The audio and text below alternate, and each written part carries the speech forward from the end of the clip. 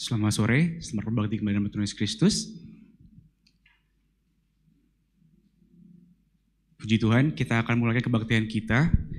Saudara-saudara diizinkan untuk bangkit berdiri. Kita angkat pujian, Engkaulah kekuatanku.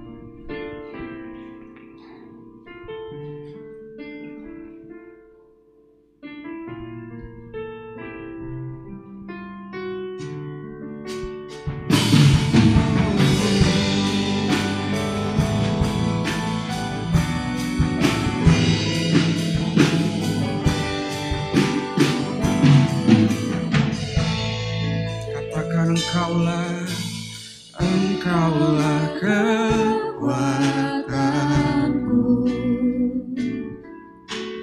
tempat perlindunganku, saat badai menerpa, aku tak akan goyah. Aku tak akan goyah, sebab Kau sertaku. Katakan sekali lagi, Kaulah kekuatanku. Engkaulah kekuatanku,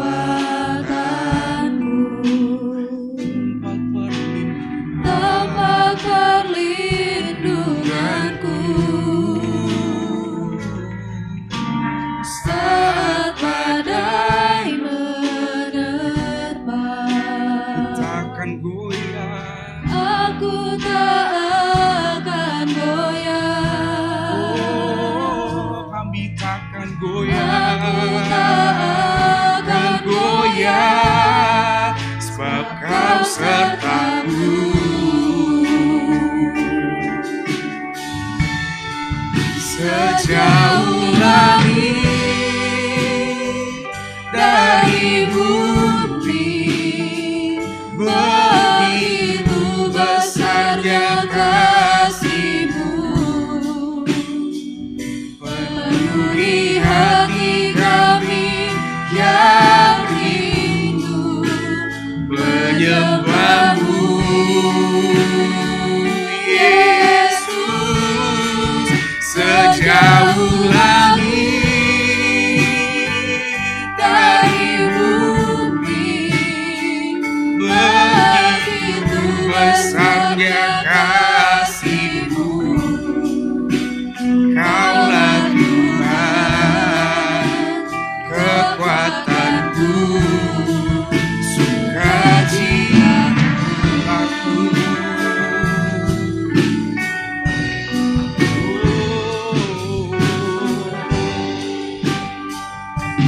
Katakan Kaulah kekuatanku, Engkaulah kekuatan. Yes, you are God, tempat perlindunganku. Saat badai menerpa, ku takkan goyah. Aku tak akan goyah. Takkan goyah. Aku tak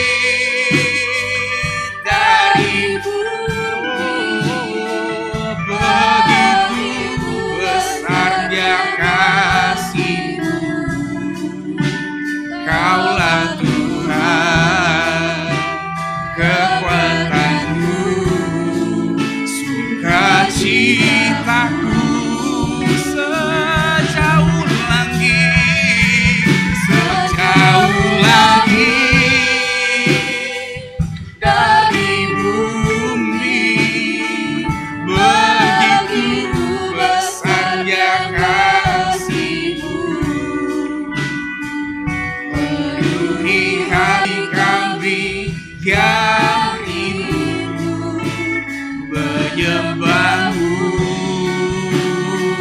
Yesus, sejauh langit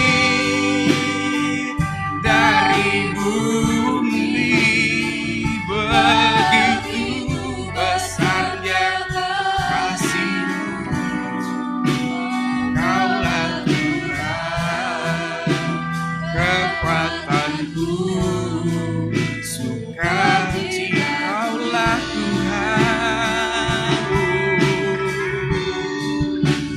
Kaulah Tuhan, kekuatanku, suka. Sekali lagi katakan Kaulah Tuhan, Kaulah Tuhan, kekuatanku, sukacitaku.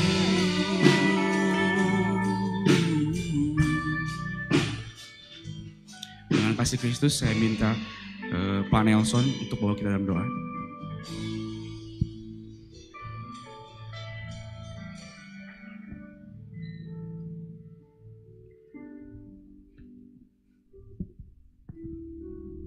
Saudara-saudara yang terkasih, mari kita bersatu di dalam doa. Segala puji, hormat, kemuliaan hanyalah bagi-Mu Tuhan, sebab Engkau Allah yang hidup, Allah yang setia, Allah yang patut kami permuliakan. Terima kasih Tuhan buat sore hari ini, kalau kami anak-anak-Mu boleh ada di rumah Tuhan, itu semua karena kasih dan anugerah Tuhan di dalam kehidupan kami. Tuhan, kami akan menyembah, memuji Engkau, kami akan memuliakan nama-Mu Tuhan. Kiranya hati Tuhan disenangkan, hati Tuhan dipermuliakan, dan berikan kami Tuhan ketulusan hati, keikhlasan hati untuk memuji menyembah Engkau Tuhan. Biarlah Tuhan ibadah kami dipenuhi dengan kuasa Roh Kudus-Mu, dan hidup kami diberkati oleh Engkau. Terima kasih Bapa, berkati hamba-hamba-Mu yang ambil bagian di dalam pelayanan pada sore hari ini. Biarlah Tuhan Engkau yang bekerja di dalam kehidupan kami. Terima kasih Bapa, terima kasih. Kami serahkan ibadah kami pada sore hari ini ke dalam tangan kasih-Mu. Di dalam nama Yesus Kristus kami berdoa dan mengucap syukur. Haleluya. Amin. Haleluya, puji Tuhan. Sebelum kita mulaikan kebaktian kita, aku pengen ngingetin satu ayat. Ayatnya adalah Kolose 3 ayat 23, berbunyi, perbuatlah sesuatu dengan segenap hatimu seperti untuk Tuhan dan bukan untuk manusia. Jadi hari ini aku rindu kita semua di sini untuk sama-sama meninggikan Tuhan Yesus, Bari rayakan, katakan kita akan bersorak. Mari serukan, serukan, bahwa Yesuslah Raja. Oh mari serukan, bahwa Yesuslah Raja. Mari serukan, serukan, bahwa Yesuslah Raja. Mari rayakan dan janji, kita akan berasa bahagia bila kita menyembah Dia. Kita akan berasa sukacita bila kita semua janji. Glory, glory, glory bagi Sang Raja. Oh nyanyi glory, glory, glory bagi Sang Raja. Nyanyi glory, glory, glory bagi Sang Raja. Mari rayakan dan janji, mari rayakan, rayakan dan janji. Sekali lagi nyanyikan, rayakan dan janji. Haleluya, ada haleluya. ruang kesaksian saya buka buat saudara-saudara atau teman-teman yang mau menceritakan kebaikan Tuhan. Boleh dipersilakan untuk maju ke depan. Kalau masih belum ada juga, kita akan sambung pujian kita dengan Hatiku Percaya.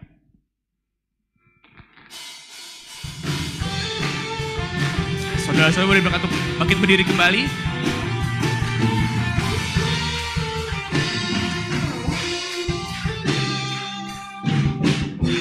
Tuhanlah kekuatan dan mazmurku, Dia gunung batu dan keselamatanku. Hanya padamu hatiku percaya, Kaulah bendara dan kota perlindungan. Ku mau selalu bersyukur sebab cintamu padaku takkan pernah berubah. Hatiku percaya walau bumi bergoncang, gunung-gunung beranjak, namun kasih setiamu tak pergi dariku.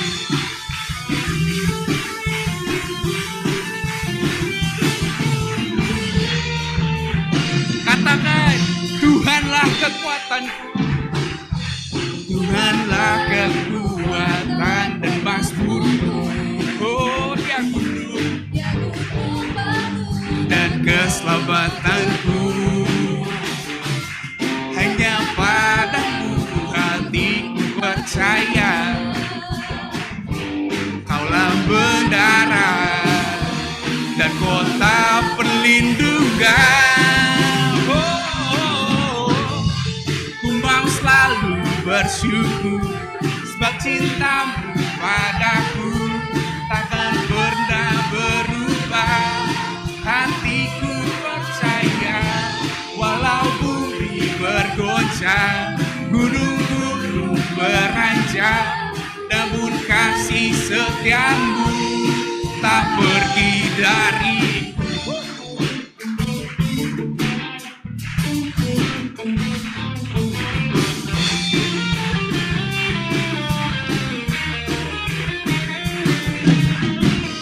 Siap semua ya? Kita sama kakak pujian. Ku mau selalu,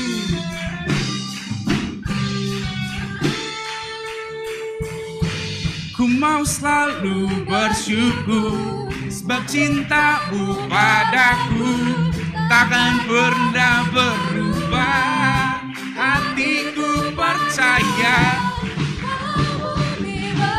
yes, gunung-gunung beranjak, namun kasih setiamu tak pergi dariku. Ku mau selalu bersyukur sebab cintamu padaku takkan pernah berubah.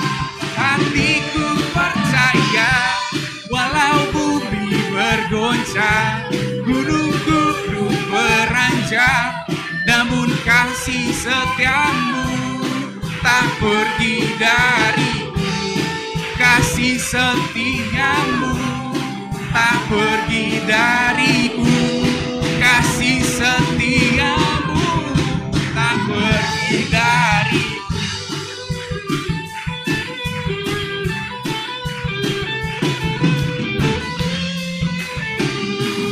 Haleluya.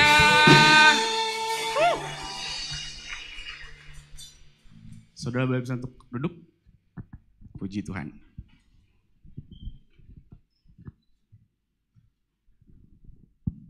Puji Tuhan. Tuhan itu baik. Tadi saya di kesempatan untuk bersaksi, saya tiap minggu bersaksi terus. Saya bersaksi untuk istri saya.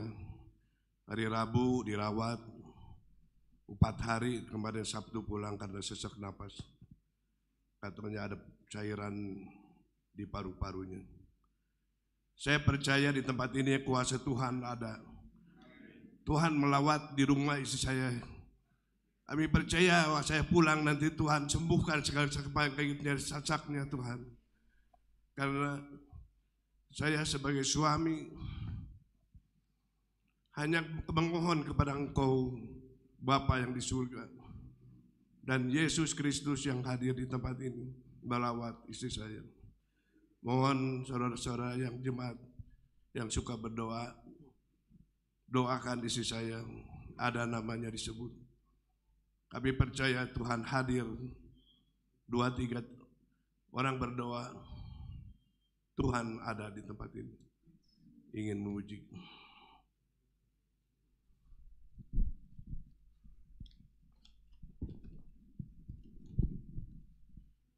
Karena Yesus, aku hidup, dari Tuhan semua berkat-Ku,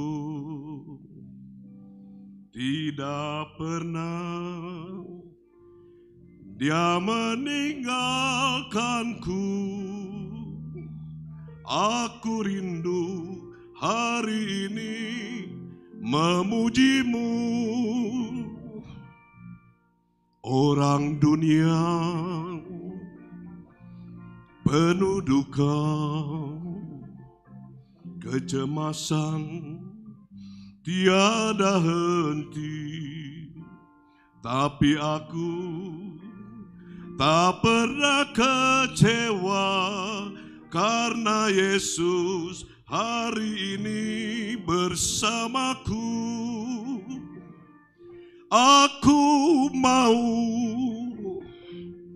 menyembah-Mu, aku suka memuji-Mu, aku rindu muliakan nama-Mu. Aku mau, aku suka menyembah.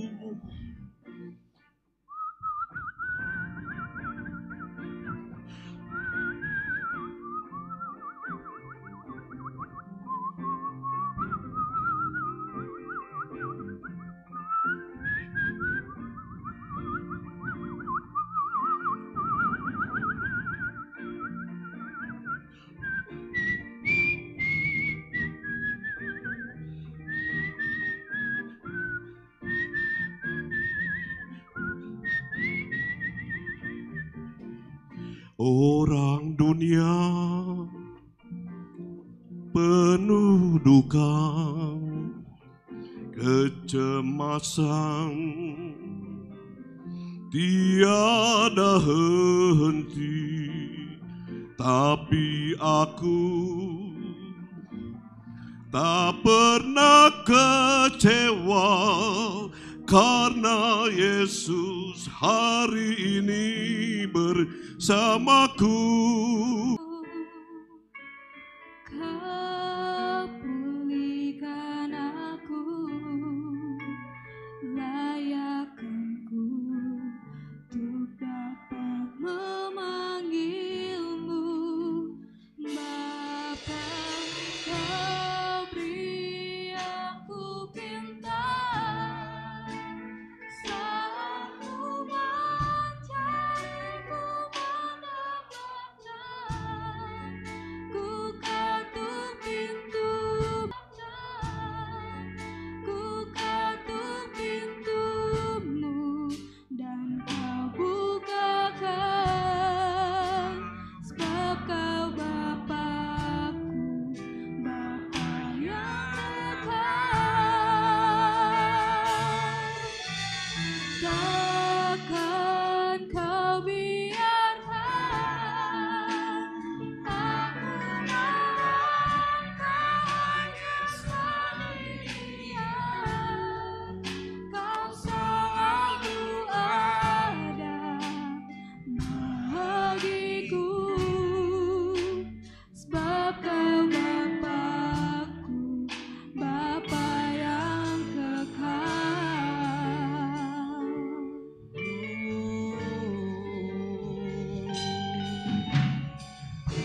Kasih yang sempurna telah ku terima dari-Mu, bukan karena kebaikanku, hanya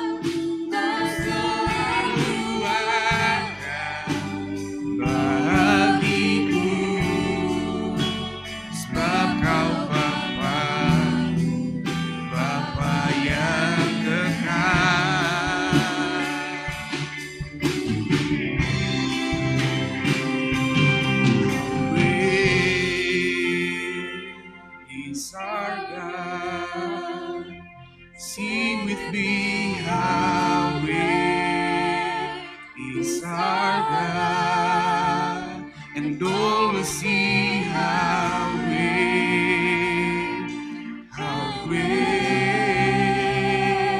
is our God.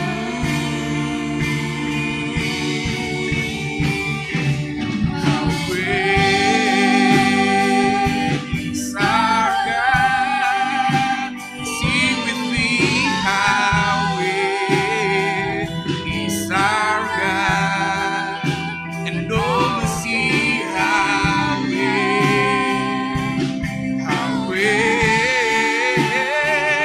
is our God.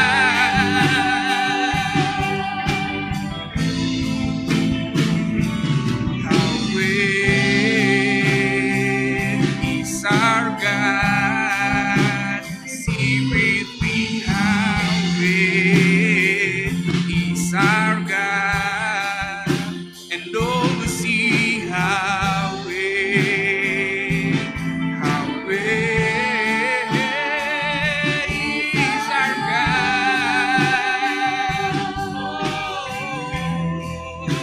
And all will see how great is our God. And all will see how great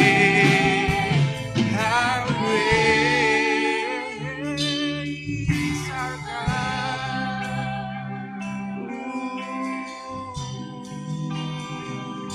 You are great, God. Kau sungguh baik, Kau sungguh baik Tuhan. Hanya namamu Tuhan. Terima kasih. Untuk doa firman Tuhan, saya minta dengan kasih Kristus, Om King coba kita berdoa.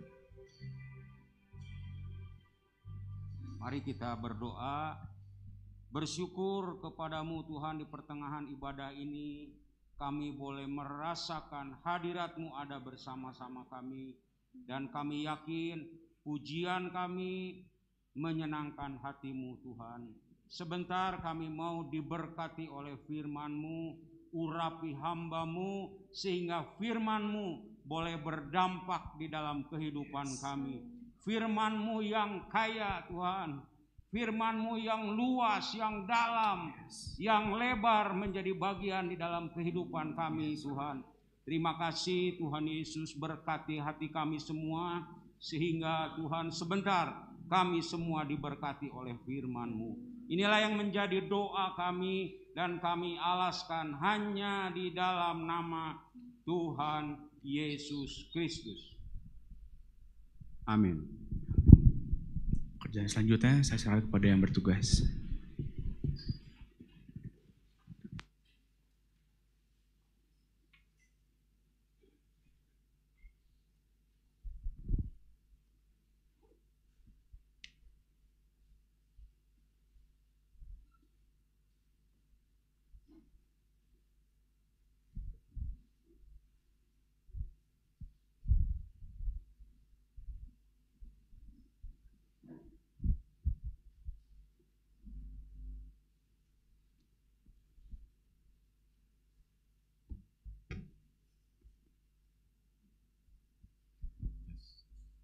Haleluya.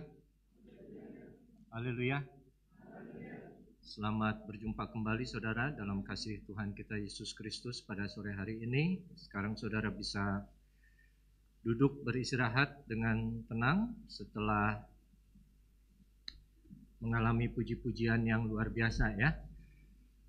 Saya aja engap tadi nyanyi di belakang, apalagi saudara yang lebih tua dari saya.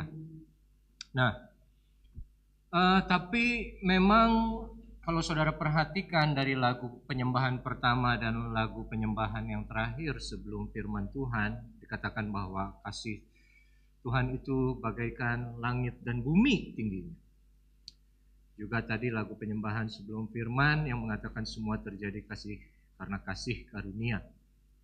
Dan sebetulnya Sedikit banyak itu adalah tema besar yang akan saya sampaikan pada sore hari ini. Memang betul tema untuk jemaat kita adalah utamakan Tuhan. Tapi kita akan coba lihat keutamaan atau mengutamakan Tuhan dari sudut pandang yang lain. Saudara, apabila kita berbicara mengenai kesempatan atau kesempatan kedua, itu adalah salah satu jalan keluar atau jendela atau celah di mana kita bisa gunakan saat kita mengalami kegagalan atau mungkin melakukan satu kesalahan, tapi diberikan satu kesempatan yang baru dimanapun kita berada. Saya akan buka dengan satu, bukan kesaksian, tapi satu perjalanan hidup saya, sepenggal hidup saya yang terjadi. Mungkin ada 1, 2, atau 3 dari saudara yang menganggap saya pinter, karena saya udah lulus S2. Nah, saya mau buka satu rahasia yang belum pernah saya buka di hadapan jemaat. Saya nggak pinter-pinter amat sebetulnya, saudara. Kalau ayah saya dulu pernah bicara bahwa dia SMA saja tidak lulus. Dan SMA juga sempat dikeluarkan. Ya, saya S2 lulus betul. Tapi S1 saya itu ditempuh dalam waktu 8 tahun. Itu kalau saudara yang ngerti pendidikan itu di ujung DO itu sedikit lagi. Dan saat saya bikin skripsi, terus sidang, skripsi S1. Setelah kita menjalani sidang, kita akan disuruh keluar dan tim penguji, dosen penguji akan rapat. 5-10 menit terus kita dipanggil lagi ke dalam, disampaikan hasilnya. Kita lulus atau tidak dan nilainya berapa. Dan begitu saya masuk lagi dikasih tahu, Revi, hasil ujian skripsi kamu ini dipending. Sebetulnya itu kan bahasa halus dari nggak lulus lah ya. Cuman ya itu karena kebaikan Tuhan saja saya bisa lulus itu sebetulnya, saudara ya. Jadi dipending sampai kamu melakukan perbaikan-perbaikan. Nah begini saudara, kalau yang S1 lulus, saudara akan dikasih tahu lulus dengan nilai sekian, tapi dengan catatan harus melakukan perbaikan-perbaikan. Itu yang lulus. Kalau yang kayak saya, namanya dipending. Dan saya diberi kesempatan kedua untuk memperbaiki atas apa yang sudah saya lakukan. Berarti apa yang saya kerjakan salah atau tidak lengkap atau kurang dari standar mereka. Pendek cerita, saya selesaikan, beres, saya lulus S1. Terus saya kuliah S2 tahun 2009. Itu lebih cepat, 3 tahun. Walaupun teman saya ada yang 1,5 tahun. Sama juga saudara, begitu menjelang masa akhir, sidang lagi disertasi. Diuji, keluar, tunggu. Begitu masuk,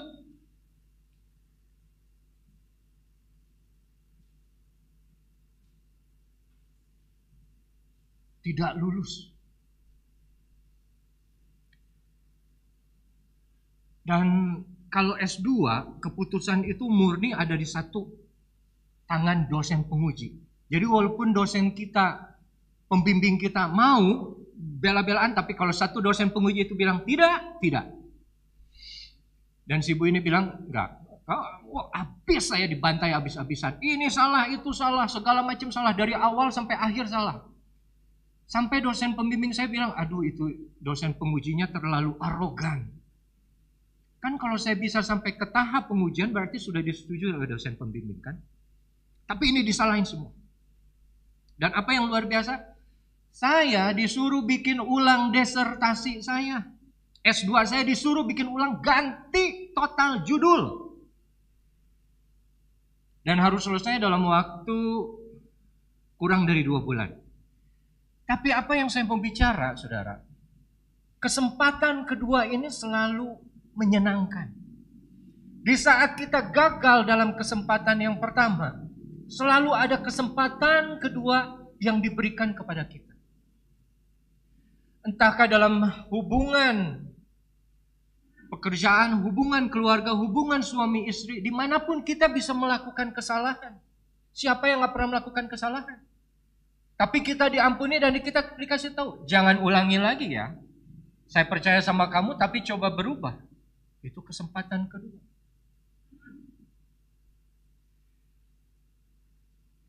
Saudara yang kekasih, kita mau belajar satu hal dari kesempatan kedua pada sore hari ini. Dari satu tokoh Alkitab yang ada di Perjanjian Lama. Satu nabi yang luar biasa unik. Satu nabi yang luar biasa aneh, kalau saya mau sebut malah gila. Satu nabi yang berani marah sama Tuhan. Satu nabi yang berani melawan Tuhan. Satu nabi yang berani tidak dengar-dengaran kepada Tuhan. Saudara bisa tahu siapa nama nabi itu? Siapa? Nabi Yunus. Ini nabi yang unik, saudara. Kita tahu cerita tentang Nabi Yunus. Papa sering khotbah Nabi Yunus. Dari Yunus 1 sampai Yunus 4 dalam satu khotbah. Tapi apa yang kita lihat dari Yunus? Dia adalah satu-satunya nabi yang Tuhan utus bukan kepada bangsa Israel. Tapi kepada bangsa yang tidak mengenal Allah. Yaitu bangsa Asyur. Ke kota yang namanya Niniwe. Saat Tuhan bilang pergi ke Niniwe, kita tahu ceritanya, Yunus malah pergi ke Tarsis. Saat Tuhan bilang kamu harus pergi ke atas, ini menunjukkan arah Niniwe di mana. Yang jaraknya 800 km di darat, Yunus malah naik perahu ke Tarsis yang jaraknya kira-kira 3.000 km. Kenapa? Karena dia tahu, dia diutus kepada bangsa yang tidak mengenal Allah. Dia tidak mau bangsa itu menerima Allah. Bertobat, dia tidak mau, dia tidak suka. Dia tahu Asyur itu bangsa Israel punya musuh. Dan yang akhirnya akan dipakai Tuhan untuk menghukum bangsa Israel. Tapi Yunus lari dari panggilan Allah. Sampai di Yunus 1 kalau kita baca, disebutlah Yunus lari dari hadirat Allah. Saudara, setiap kita mendengar firman, firman mengatakan sesuatu kepada kita harus berbuat apa secara spesifik. Tapi kita melakukan secara spesifik juga yang berlawanan dengan firman Tuhan itu.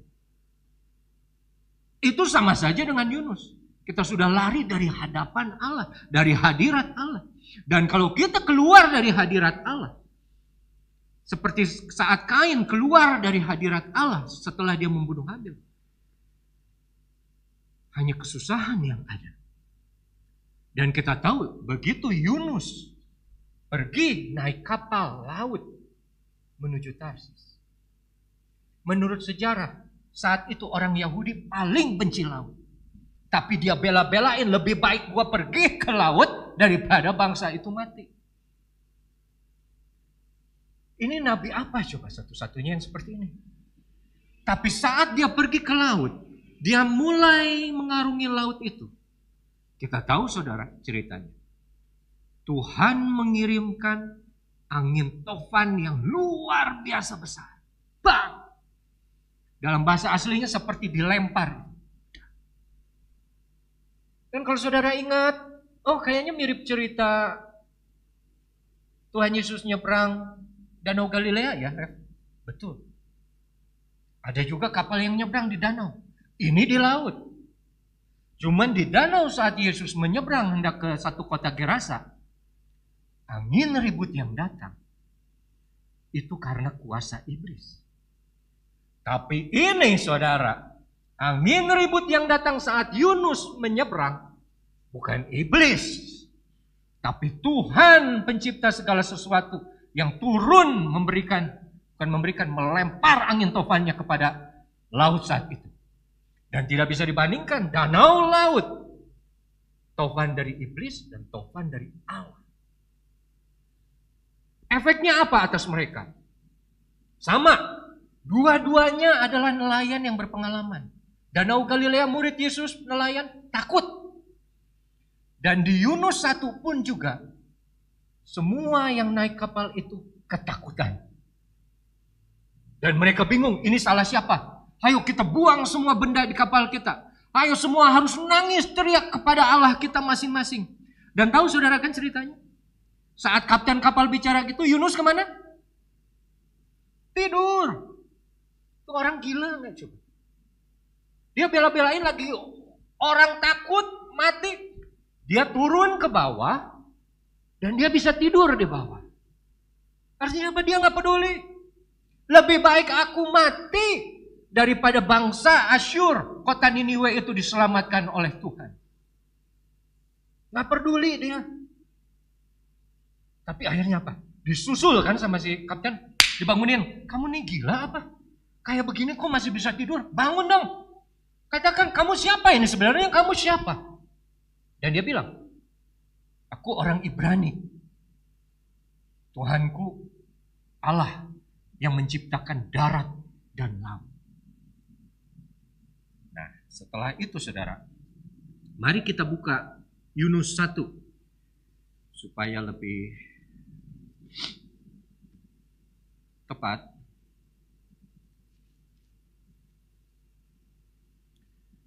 Yunus 1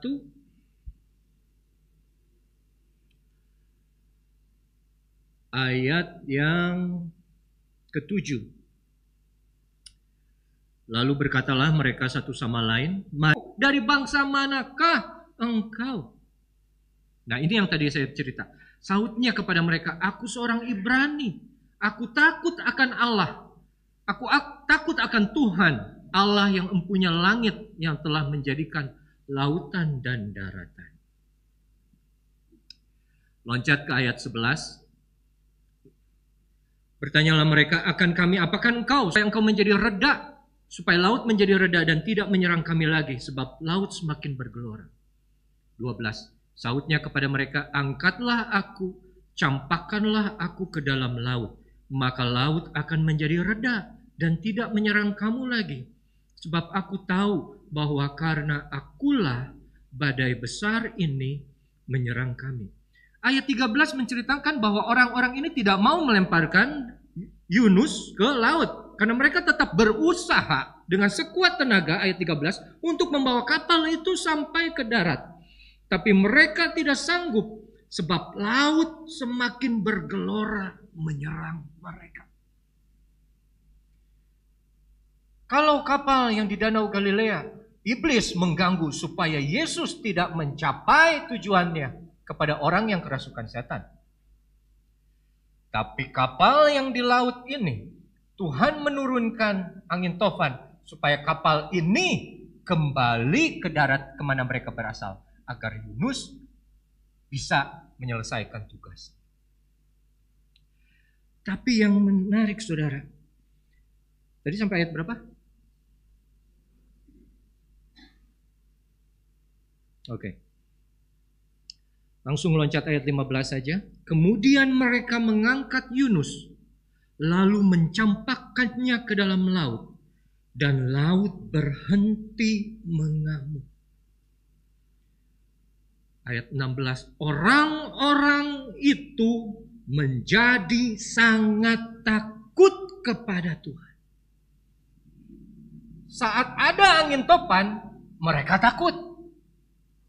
Tapi saat angin topan berhenti, takutnya makin menjadi sangat takut kepada Tuhan.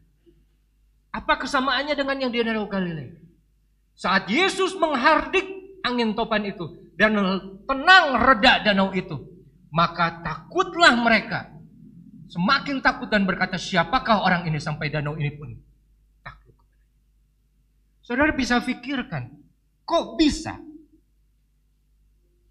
Saat tenang, saat pencobaan sudah lewat, saat topan tidak lagi menjadi satu ancaman, orang-orang ini menjadi lebih takut. Ya, mereka takut mati saat ada angin tofan. Tapi saat angin tofan yang di luar kuasa mereka, yang mereka tidak bisa kontrol dengan tenaga mereka, ternyata mendadak bisa hilang, bisa tenang dalam sekejap. Mereka tahu, mereka percaya bahwa ini ada satu kuasa yang ada di atas semuanya itu. Kuasa yang mereka tidak bisa mengerti, kuasa yang di luar penalaran mereka, kuasa yang mereka tidak pernah dengar sebelumnya, yang tidak pernah ada sebelumnya. Bagaimana mungkin ini? Satu hal yang bisa membinasakanku dalam satu saat saja bisa berhenti. Dan itu membuat mereka lebih takut daripada kematian yang akan menyebut mereka. Saudara, kuasa Tuhan harusnya membuat saudara lebih takut daripada segala macam ancaman yang akan ada. Saudara, kematian kita bisa alami, akan alami. Tapi kebangkitan dalam kematian melalui Yesus Kristus hanya bisa kita dapat oleh iman kita. Dan itu kuasa yang tidak bisa didapatkan dari mana lagi. Hanya ada di dalam Yesus Kristus. Itu yang tidak bisa kita nalar. Itu yang tidak bisa kita jelaskan. Kita hanya bisa percaya. Jadi itu yang terjadi kepada mereka. Bagaimana mungkin satu kebaikan, satu anugerah yang luar biasa bisa terjadi kepada kami yang harusnya mati. Dan itu membuat mereka jauh lebih takut. Saudara, kalau kita mau menyakiti orang gampang. Baik secara sengaja maupun tidak sengaja gampang.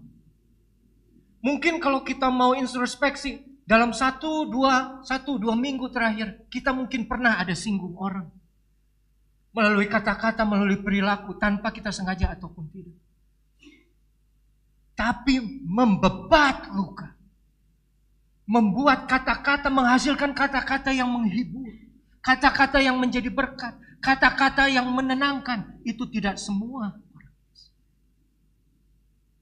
Firman Tuhan berkata saat ini di Yunus 1 bahwa ada kuasa yang jauh lebih tinggi daripada kuasa yang bisa membunuh, daripada kuasa yang bisa merusak, daripada kuasa yang bisa mengecewakan, daripada kuasa yang bisa menyakitkan kita semua. Yaitu kuasa yang membawa kita kepada kelepasan dan keselamatan. Dan itu yang harus kita jauh lebih takut. Karena itu kuasa yang jauh di luar kontrol kita. Dan akhirnya kita tahu, saudara, saat Yunus dibuang ke dalam laut, dia dimakan, ditelan oleh ikan. Bukan dimakan, ditelan oleh ikan besar. Dan kalau kita baca, kita nggak usah baca Fatsal 2, tapi Fatsal 2 kalau kita baca secara teliti, itu doa dari Yunus. Bagaimana dia menceritakan saat dia dilempar ke laut dan dia jatuh sampai ke dasar bumi. Dan saat dia berseru kepada Tuhan, di saat-saat semua gelombang laut mengelilingi dia, melingkupi dia, kegelapan makin nyata. Dan dia bilang, akhirnya engkau membawaku, menaikkanku, nyawaku dari dalam liang kubur. Disitulah ada ikan besar yang makan. Ikan besar yang menelan. Ikan ini bicara mengenai keselamatan yang Tuhan berikan kepada Yunus. Apakah Yunus berhak mendapat keselamatan itu? Tidak. Dia lari dari Tuhan. Dia melawan perintah Tuhan. Dia meninggalkan hadirat Tuhan. Tapi apakah Tuhan selesai dengan Yunus? Tidak. Tuhan kirim ikan besar untuk menyelamatkan Yunus kembali ke darat. Dan saudara, kalau saudara baca yang ayat 16 yang tadi, Fatsal 1 ayat 16, orang-orang itu menjadi sangat takut kepada Tuhan, lalu mempersembahkan korban sembelihan bagi Tuhan, serta mengikrarkan nazar. Mereka menjadi orang yang percaya kepada Tuhan. Mereka bertobat. Mereka orang-orang yang tidak mengenal Tuhan sebetulnya. Tapi apabila Tuhan bekerja, walaupun orang yang dia suruh untuk pergi melawan, pergi ke arah yang lain, kuasa Tuhan tidak bisa dibatasi oleh perbuatan kita. Kuasa Tuhan tetap bisa melakukan hal yang tidak terfikirkan. Dimanapun Yunus berada, saat itu saat dia naik kapal, dan mujizat Tuhan nyata, satu kapal semua percaya kepada Tuhan. Dan diselamatkan. Itu semua karena apa? Karena Yunus? Bukan. Karena memang Tuhan yang berkehendak. Mereka memang orang yang menyembah Tuhan? Tidak. Apa Yunus melakukan pekerjaan Tuhan? Tidak. Dia jelas-jelas melawan. Tapi kita baca kalau misalnya di ayat 2 yang ayat yang terakhirnya, ayat yang jangan yang terakhir. Ayat yang ke-9. Yunus 2 ayat 9, tetapi aku dengan ucapan syukur akan kupersembahkan korban kepadamu. Apa yang kunazarkan akan kubayar. Keselamatan adalah dari Tuhan. Keselamatan dalam bahasa Ibrani di Perjanjian Lama memakai kata Yeshua atau Yesus. Dan saat dia berkata Yeshua adalah dari Tuhan. Keselamatan adalah dari Tuhan. Satu pengakuan dari Yunus. Ayat 10 muncul. Lalu berfirmanlah Tuhan kepada ikan itu. Dan ikan itu pun memuntahkan Yunus ke darat. Saudara lihat ada satu proses yang Tuhan kerjakan sendiri tanpa perbuatan Yunus. Dia perintahkan ikan menelan Yunus. Dan dia juga yang memerintahkan ikan memuntahkan Yunus di pantai. Akhirnya sampai ke darat. Dan saudara, Fatsal 3 ayat yang pertama ini adalah nats kita. Datanglah firman Tuhan kepada Yunus untuk kedua kalinya. Oh, saya bersyukur luar biasa bahwa Tuhan tidak lepas Yunus. Tuhan tidak angkat tangan Yunus. Tuhan masih menunjukkan kasih. Tuhan masih menunjukkan jalannya, rancangannya. Tuhan masih memberikan kesempatan kepada Yunus sehingga dia berfirman untuk kedua kalinya. Firman-nya apa? Sama. Pergi ke Niniwe. Saudara, kalau Tuhan kita bukan Tuhan yang memberikan kesempatan kedua kepada kita semua. Nggak ada kita semua. Siapa di sini yang berani ngomong saya jarang melakukan kesalahan? Atau saya tidak pernah berdosa? Ya, dosa diampuni. Tapi justru karena kasih sayang Tuhan, panjang sabarnya Tuhan, kasih murahan Tuhan yang tidak terbatas sampai akhir. Itu yang hanya bisa menyelamatkan kita. Apa yang Yunus perbuat dari Fatsal 1 sampai Fatsal 2? Apa dia kerjakan Tuhan? Punya mau? Tidak. Apa dia utamakan Tuhan? Tidak. Apakah orang-orang pelaut di kapal itu yang mengutamakan Tuhan? Tidak. Tapi mereka selamat. Nah, kita baca Fatsal 3 ayat ke-1 yang tadi. Datanglah firman Tuhan kepada Yunus untuk kedua kalinya. Demikian. Harusnya cerita Yunus ini beres kan sebetulnya. 2 Fatsal aja, Fatsal 3, Fatsal 4. Bangunlah, sama dengan yang Fatsal 1. Pergilah ke Niniwe, kota yang besar itu.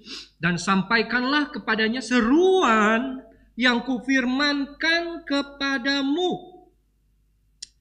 Bersiaplah Yunus. Akhirnya Yunus menurut kepada Tuhan. Lalu pergi ke Niniwe sesuai dengan firman Allah. Niniwe adalah sebuah kota yang mengagumkan besarnya. 3 hari perjalanan luasnya.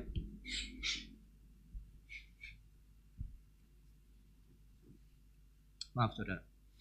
Nah, dari pantai di mana Yunus dimuntahkan sampai dia ke kota Niniwe, ibu kota Asyur, yang dicatat saat itu kemungkinan itu adalah kota yang paling besar di dunia saat itu.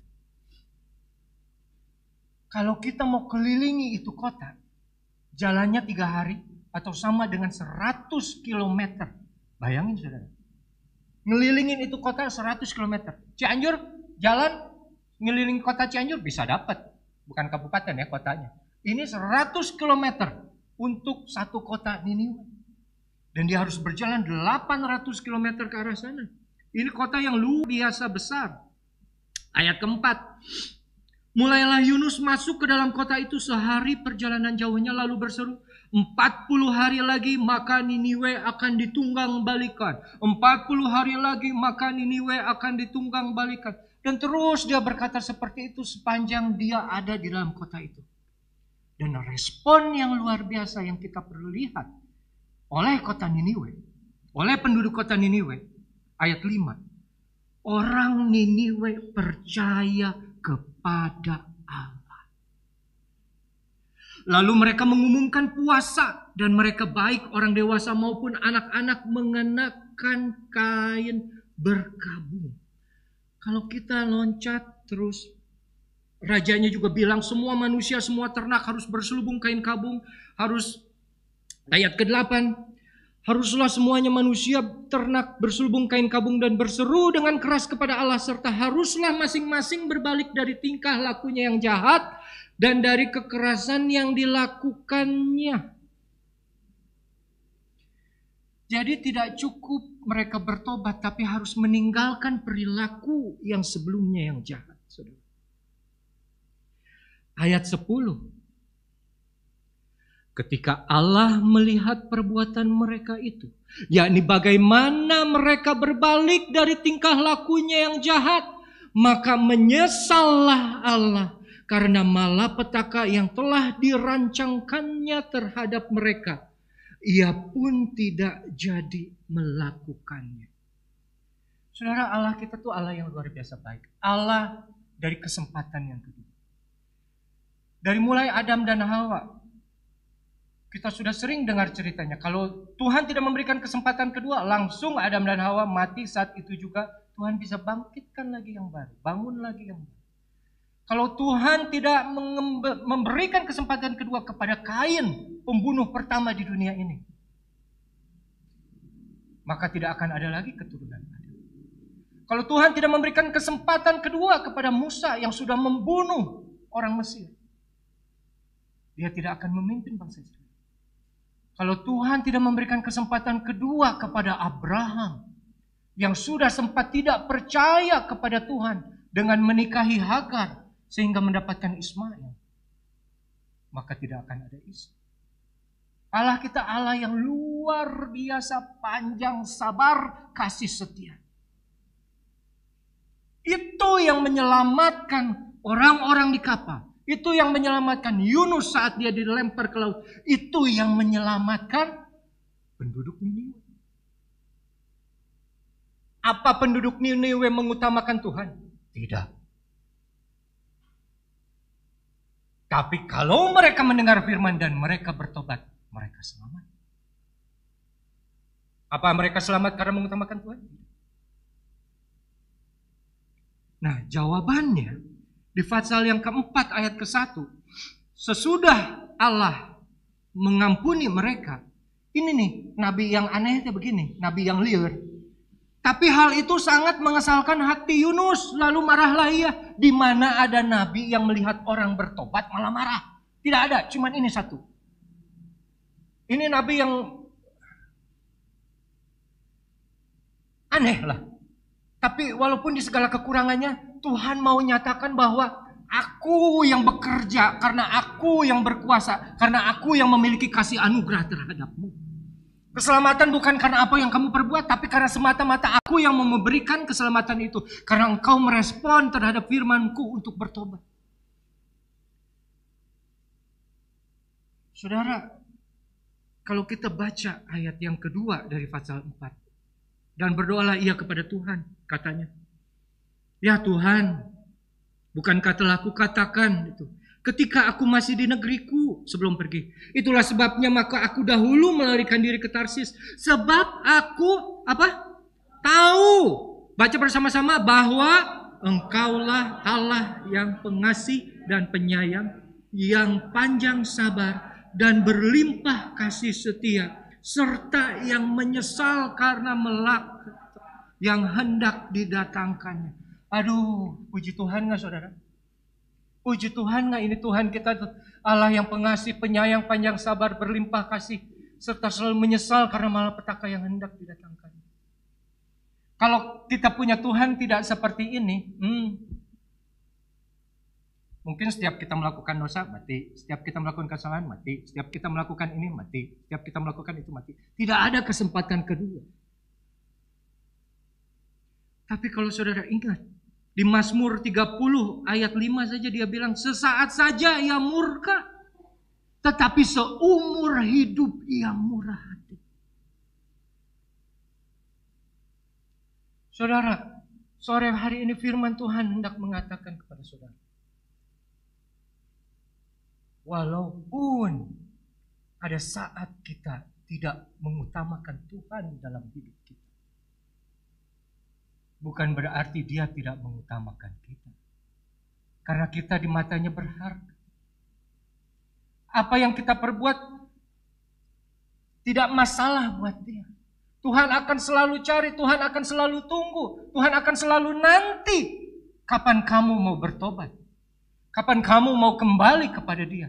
Kapan kamu mau meninggalkan firasat-firasat atau perilaku-perilaku yang lama itu?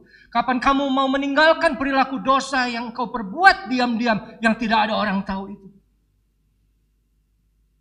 Asalkan kita mau datang kepada Dia. Mazmur 34 ayat 19, coba kita buka.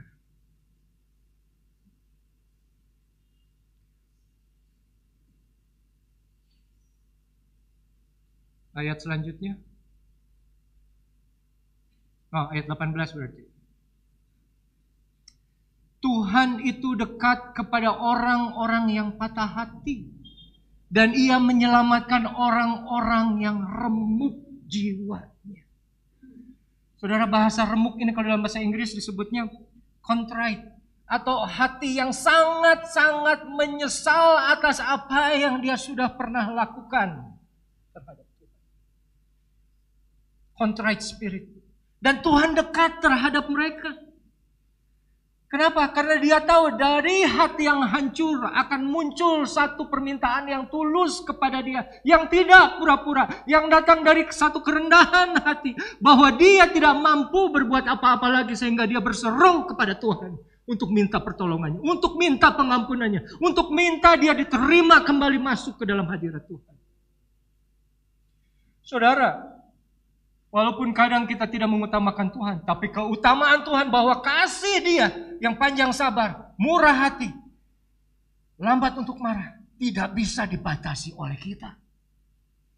Dia akan selalu menjangkau, kasihnya tidak akan pernah gagal. Satu terjemahan ada yang berkata, kasih Dia tidak akan pernah gagal menjangkau kita. Asalkan kita mau datang kepada Dia dengan hati yang hancur, dengan hati yang penuh penyesalan seperti bangsa Niniwe yang mau bertobat saat mendengar firman Tuhan. Dan saudara, setelah pengakuan dari Yunus yang berkata bahwa Engkau pengasih penyayang panjang sabar berlimpah kasih setia,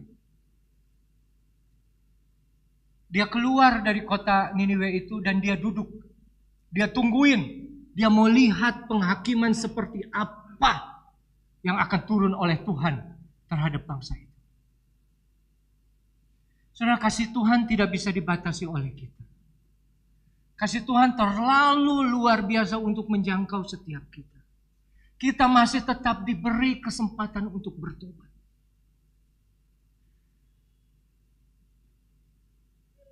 Kalau saudara baca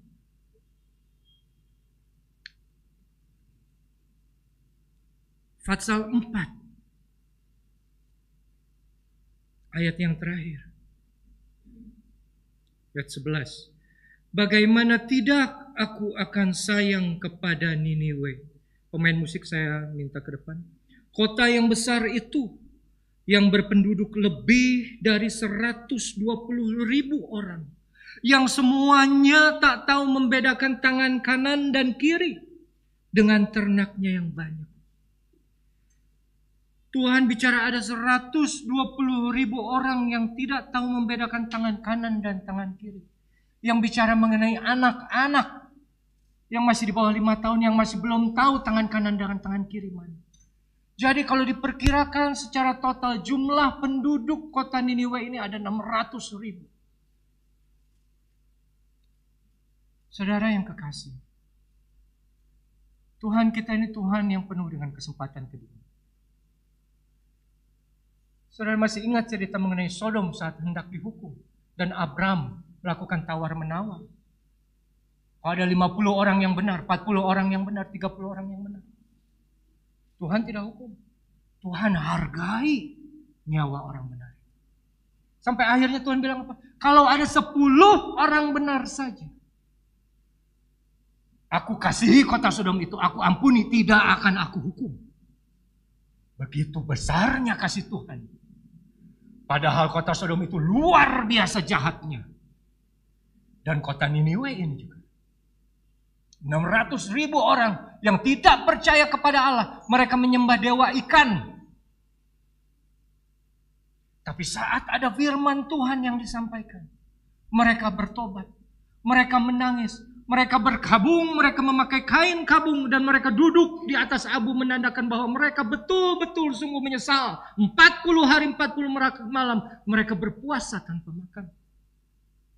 Di situ Tuhan lihat dan menyesalah dia. Kenapa? Karena kasih sayangnya yang luar biasa. Saudara yang kekasih, Mazmur 51 ayat 9. Mari kita buka, itu mungkin ayat kita yang terakhir.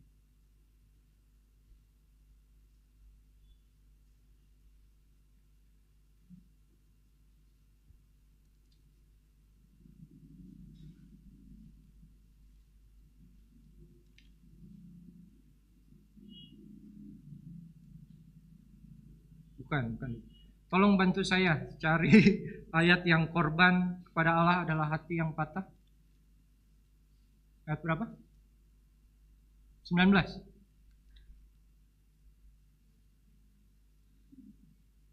Ya, 51 ayat 19. Ayat 17 disebut. Korban kepada Allah ialah jiwa yang hancur, hati yang patah, dan remuk tidak akan kau pandang hina, ya Allah. Saudara, Tuhan mengundang saudara pada sore hari ini untuk kembali kepada Dia. Bagi saudara yang masih belum bisa lepas dari dosa saudara, masih ada hal-hal yang saudara tutup-tutupi dari keluarga saudara, dari istri, dari suami, dari orang tua, dari anak. Tuhan memberi kesempatan kedua kepada saudara sore hari ini. Datang kepada Dia dengan hati yang hancur, jiwa yang remuk, dengan hati yang penuh penyesalan. Karena Tuhan kita Tuhan yang setia. Dia tidak pandang hina hati kita yang hancur. Dia akan mengadakan pemulihan bagi kita semua. Sehingga keselamatan menjadi bagian kita untuk selama-lamanya. Mari saudara, saya undang kita bangkit berdiri sore hari ini. Kita akan nyanyikan satu lagu.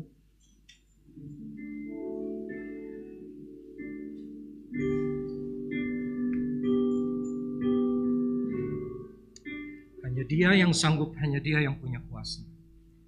Yesus Tuhan, mulialah namanya. Yesus Allah, besar kasih-Nya. Dahulu, sekarang, sampai selamanya. Kasih-Nya tak pernah berubah. Yesus Tuhan, mulialah namanya. Yesus Allah, besar kuasa-Nya. Sekarang sampai selamanya. Kuasa-Nya tak pernah berubah. Katakan, Dia sanggup. Haleluya. Yesus sanggup melakukan perkara yang besar. Dia sanggup. Yesus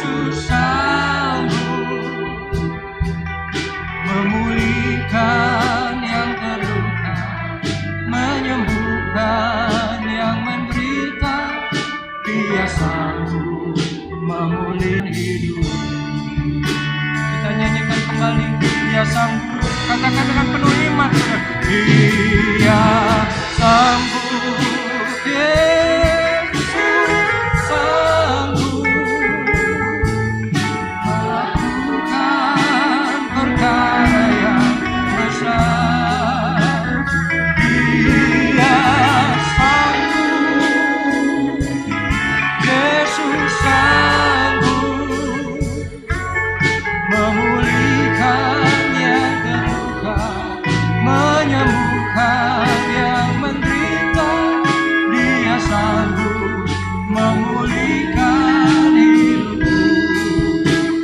Dia sanggup, haleluya. Saya undang Bapak Petrus maju ke depan. Bapak Petrus untuk berdoa. Dia sanggup, Yesus sanggup memulihkan yang terluka, menyembuhkan. Dia sanggup memulihkan hidupku. Dia sanggup memulihkan hidupku. Sanggup memulihkan hidupku. Haleluya, segala puji sembah hanya bagi Engkau ya Bapa di dalam surga. Di dalam Kristus Yesus yang menjadi juru selamat kami. Tuhan, terima kasih Bapa kalau pada sore hari ini Engkau telah menyatakan kembali kasih-Mu yang tak terbatas, yang tidak dapat diukur oleh pikiran kami semua. Tuhan, itu sebabnya kami mau belajar merendahkan diri di hadapan-Mu, karena Engkau telah mengingatkan kami, karena Engkau yang begitu mengasihi kami, agar kami beroleh hidup yang kekal, yang begitu Engkau sudah beri melalui jalan penebusan